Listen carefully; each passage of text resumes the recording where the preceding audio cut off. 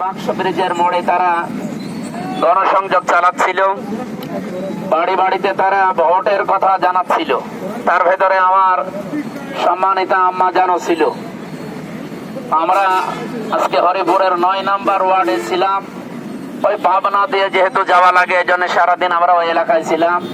আমরা পরবর্তীতে জানলাম তারা আমার আম্মার ব্যাগ পর্যন্ত কেড়ে নিয়েছে এবং তার শরীরে হাত দেওয়ারও চেষ্টা চালিয়েছে। আমরা ধিক্কার জানাচ্ছি ওই সমস্ত মানুষকে যারা আমার আম্মার মতো মানুষকেও অপমান করতে পারে, যারা আমার মায়েদেরকে বোনেদেরকে অপমান করছে। আগামীর বাংলাদেশ আমরা তাদের হাতে তুলে দিতে চাই না। আমার মাকে অসম্মান করা মানে গোটা নারী জাতিকে অসম্মান করা। যে মানুষটা তার মাকে সম্মান দিতে জানে না, আমার মনে হয় তার জন্ম নিয়েও আমাদের একটা সন্দেহ থাকার কথা। সুতরাং এরকম কোন কাজ আগামীতে আমরা আর দেখতে চাই না।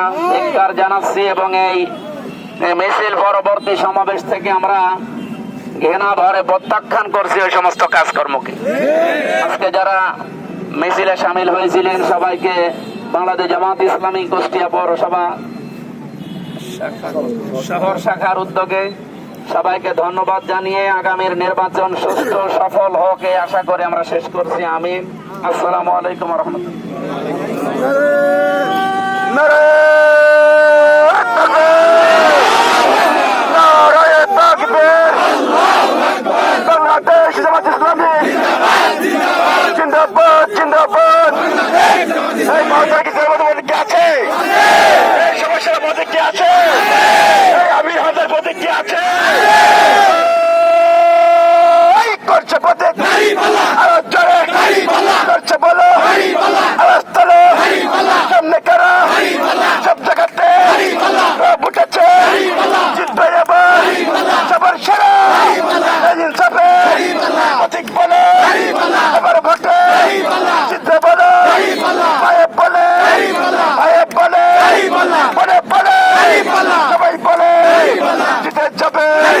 সংসদে আমির হামজা যাবে যাবে আরো জোরে আরো জোরে জোরসে বলো আওয়াজ তোলো সামনে করো সামনে করো বিশেষ করো আরো জোরে আওয়াজ তোলো জোরসে বলো আওয়াজ তোলো জোরসে বলো